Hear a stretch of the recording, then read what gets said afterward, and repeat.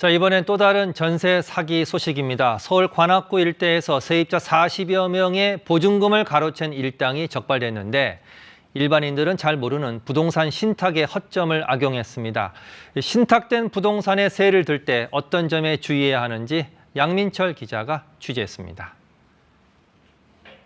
서울 관악구에 있는 10여 세대 규모의 소형 오피스텔. A씨는 2019년 말 보증금 1억 1천만 원에 전세를 들었습니다. 그런데 지난해 9월 집을 비워달라는 소장이 날아왔습니다. 나도 같은 건물 산다. 나도 똑같이 계약서 썼는데 이게 이상하면 내가 하겠냐. 알고 보니 A씨가 세를 들기 전 사기를 위한 물밑 작업이 이루어졌습니다. 먼저 명의상 주인인 신모 씨가 소유주로 등기부에 이름을 올립니다. 그 뒤 부동산 신탁회사에서 집 담보대출을 받고 소유권을 넘기는 신탁을 설정했습니다. 그래놓고도 신 씨가 계속 집주인 행세를 하며 임차인들과 계약을 맺었습니다. 소유권이 넘어간 이상 신탁회사가 동의하지 않으면 임대차 계약이 원천 무효지만 이런 점을 모르는 일반인들을 노렸습니다. 미리 입을 맞춘 부동산 중개보조원이 확실한 물건이라며 바람을 잡기도 했습니다. 이게 사실 신탁에 대한 것도 모르는데 이건 전혀 문제가 없고 나중에 돈 다 돌려받을 수 있고. 이런 가짜 집주인에게 당한 이들은 지금까지 확인된 경우만 47명.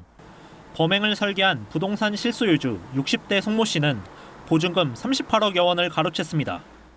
이렇게까지 짜고 칠 수가 있구나라는 생각? 임차인 저 빼고는 다 짜고 친 거니까 그 계약에 관련된 사람들은. 신탁이 설정된 부동산은 임대차 계약 전에 최종 소유권이 누구에게 있는지 확인해야 합니다. 신탁이 된 사실이 있다라고 하면 이 신탁 원부를 반드시 등기소에서 떼어서 확인을 해보셔야 되는 거죠. 우선 수익자가 누구인지, 이제 몇 순위로 어떻게 담보가 잡혀 있는지 이런 것들을 좀 확인을 하셔야 되는 거죠. 경찰은 실소유주와 중개보조원을 구속 송치, 이름을 빌려준 가짜 집주인 등 9명을 불구속 송치했습니다. KBS 뉴스 양민철입니다. 전세 사기를 당한 피해자들을 상대로 정부가 설명회를 열었습니다. 보증금을 날리게 된 피해자들은 정부 제도에 빈틈이 많고 또 대책은 부실하다고 성토했습니다. 박영민 기자가 보도합니다. 지난달에 이어 정부가 마련한 두 번째 설명회. 보증보험에 가입이 안 된 피해자들이 주로 참석했습니다. 경매 외에도 보증금을 돌려받을 수 있는 방법이 궁금했지만 정부가 경매 절차 등만 설명하자 분통을 터뜨렸습니다. 미가입자 방안 들으려고 여기 연찬에 온 사람들이에요, 지금. 생활시간 빼가지고 왔다고요, 지금. 이런 소리 듣자고 여기 앉은 게 아니라고요. 정부 제도가 피해를 키웠다는 비판도 이어졌습니다. 보증보험이 신축 다세대 주택 시세의 150%까지 인정해줬는데 일부 임대인이 이 비율에 맞춰 시세를 조작했다는 겁니다. 150% 인정해서 지금 시세가 이렇게까지 조작되고 지금 여기 있는 피해자들 다 공통점이 하나입니다. 시세를 알 수 없는, 저희도 매매된 적이 없어서 실세를 알 수가 없어요. 전국의 빌라왕들이 보증보험 가입도 안 한 채 수백, 수천 채씩 집을 사들이는 동안 정부는 무엇을 했냐고 되묻기도 했습니다. 법을 어겼음에도 얘는 개인임대사업자로서의 지위로 계속해서 주택을 매매하고 임차계약을 하는 행위를 지속했어요. 왜 나라에서는 이걸 막지 못하셨죠? 파악이 안 되셨나요? 예방하는 과정에서부터 좀 더 이제 단속하고 처벌하는 것까지 해서 저희가 추가적인 방안 마련해서 1월 달 중으로 저희가 발표할 예정이니까. 피해자들은 국토부 설명으로는 부족하다며 법무부와 국세청 등이 참석해 구체적인 피해 지원 대책을 마련해 줄 것을 촉구했습니다. KBS 뉴스 박영민입니다. 수도권 일대에서 전세 사기 행각을 벌인 일당이 또 적발됐습니다. 이 매매와 전세를 동시에 진행하는 수법으로 자본금 한 푼 없이 수백 채의 빌라를 사들였는데 이 가로챈 전세 보증금이 300억 원을 넘습니다. 김성수 기자의 보도입니다. 30대 이모 씨는 재작년 한 오피스텔에 전세를 들었습니다. 신축의 적당한 가격이라 특별히 의심하진 않았습니다. 같이 돌아다니니까 의심은 더더욱 안 했고요. 신축이고 깨끗하고 해서 좋아서 그냥 계약을 했었어요. 그런데 전세가 만기되자 임대인이 연락을 끊었습니다. 보증금 2억 7천만 원을 8달 넘게 못 돌려받고 있습니다. 연체대에서 신용카드 거래 정지라든가 아니면 신용도 하락이라든가 이런 문자들이 계속 오니까 경찰은 전문 사기 일당이 벌인 일로 보고 있습니다. 2018년 부동산 임대회사를 설립한 뒤 이른바 동시진행 수법을 썼단 겁니다. 소유권이 아직 넘어오지 않은 상태에서 매매와 전세 계약을 같은 가격에 동시 진행함으로써 자기 돈을 안 들이고 매입하는 방식을 말합니다. 신축이라는 이점에 전세는 수월하게 체결됐고 그렇게 수도권 오피스텔과 빌라 413채를 매입했습니다. 장기 미분양 물건 등을 살 땐 수수료까지 챙겼는데 그 액수만 35억 원입니다. 그러다 최근 경기 침체 등으로 보증금 돌려막기 수법이 불가능해지자 일당은 잠적했습니다. 피해를 본 세입자는 118명, 보증금 총액은 312억 원입니다. 체납한 세액이 70억 상당히 이르고 대부분의 빌라들이 매매가가 전세가보다 낮기 때문에 피해자들의 어떤 피해보기 좀 어려운 상황입니다. 경찰은 임대업체 설립자를 붙잡아 구속하고 직원 등 7명을 입건했습니다. 또 일부 건축주가 미분양을 털기 위해 협력한 정황도 있다고 보고 수사를 확대 중입니다. KBS 뉴스 김성수입니다. 정부가 전세 사기로 의심되는 사례 100여 건에 대해 경찰 수사를 의뢰했습니다. 이 피해액이 170억 원을 넘는 것으로 추산되는데 주로 전세난에 취약했던 20, 30대가 피해를 입은 것으로 드러났습니다. 박진수 기자의 보도입니다. 30대 신혼부부는 지난해 4월 전셋집으로 다세대 주택을 선택했습니다. 저렴한 금액이지만 신축이다 보니까 빌라를 찾을 수밖에 없거든요. 직장을 옮겨 이사를 가려 했지만 보증금을 돌려줄 수 없다는 답이 돌아왔고 연락마저 끊겼습니다. 다른 세입자들도 속이 타들어갑니다. 서로 이게 무슨 일이지 하다가 제가 대표로 해서 이런 일을 당하신 분 있냐라고 물어봤더니 다 당했더라고요. 20세대가. 정부가 전세 사기를 조사한 지 석 달 만에 조직적으로 공모가 의심되는 사례 100여 건을 수사 의뢰했습니다. 피해액은 170억 원이 넘을 것으로 추산됩니다. 거래가 드물어 전세값이나 매매값의 시세를 확인하기 어려운 다세대 주택이 주 대상이었습니다. 매매 가격보다 전세금을 더 많이 받는 방식으로 집을 여러 채 사들인 겁니다.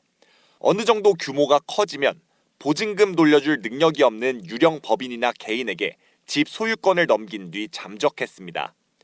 그래도 전세값이 아파트보다는 저렴하다 보니 능력이 상대적으로 부족한 20, 30대 젊은 층이 주로 피해를 받습니다. 대다수 피해가 신축 빌라 위주로 발생이 됐습니다. 높은 가격의 전세 계약을 체결하고 빠지는 수법을 이용하다 보니까 사적인 경험이 많이 부족한 20, 30대 피해자들이 많이 발생한 것 같습니다. 국토부는 의심 사례에 대해 1차로 경찰에 수사를 의뢰했고 다음 달까지 피해 사례를 추가로 분석해 내년 2월 경찰과 함께 수사 결과를 발표할 방침입니다. KBS 뉴스 박진수입니다. 네, 최근 하루가 멀다 하고 부동산 전세 사기 소식이 들려옵니다. 피해는 이렇게 늘고 있는데 마땅한 구제 방법이 없다 보니 세입자의 고통이 더해지고 있습니다. 보도에 정민규 기자입니다. 부산의 한 오피스텔입니다. 이 오피스텔 가운데 24채를 갖고 있는 40대 남성이 최근 사기 혐의로 구속됐습니다. 세입자들의 전세 보증금 27억 원을 가로챈 혐의입니다. 형사처벌이 이루어지더라도 전세 보증금을 돌려받을 뾰족한 방법이 없는 20여 명의 피해자들은 속이 타들어갑니다. 이자는 이자대로 불어나고 원금은 그대로 있고 갚는다고 쳐도 몇 년 동안 이걸 갚아나가면서 할 수 있을지 진짜 막막하죠.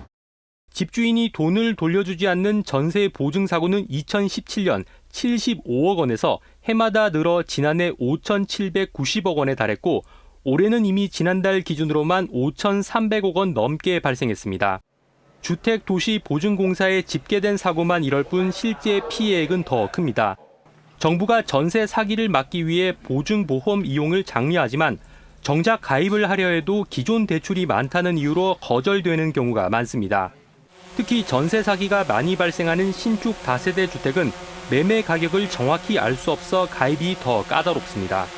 세입자가 부담을 오롯이 져야 하는 구조인데도 집주인의 재정 상태를 알기가 어렵습니다. 채무라든가 이런 관련 정보를 확인할 수 있는 방법이 없습니다. 그래서 주민등록법 그 시행 규칙을 개정해서 계약하기 전에 그 임대인의 금융 상황 등을 좀 파악할 수 있는 그런 제도 보완이 좀 필요합니다. 전문가들은 전세 사기를 예방하기 위해 공인중개사 사무소가 정상 등록된 곳인지 확인하고 건축물 대장 등 서류를 꼼꼼하게 확인해야 한다고 강조합니다. KBS 뉴스 정민규입니다. 최근 전세 사기 의심 사례 14,000여 건을 단속해 경찰로 보낸 국토부가 오늘은 전세 사기 피해 방지 방안을 발표했습니다. 이 악성 임대인 명단과 함께 임대인의 국세 체납 여부 등 정보 공개가 추진되고 전세 사기 피해자에게는 1%대 저리 대출이 지원될 예정입니다. 김현우 기자의 보도입니다. 국토부는 우선 임대인과 임차인 사이 정보가 비대칭하다며 그 격차를 메우는 방안을 제시했습니다.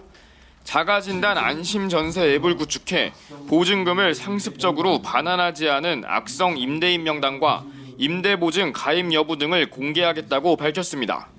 또 전셋집이 경매에 넘어갈 경우 임차인 보증금보다 우선 변제될 수 있는 체납 국세 여부 정보도 계약 전 요청할 경우 의무 제공토록 하겠다고 했습니다.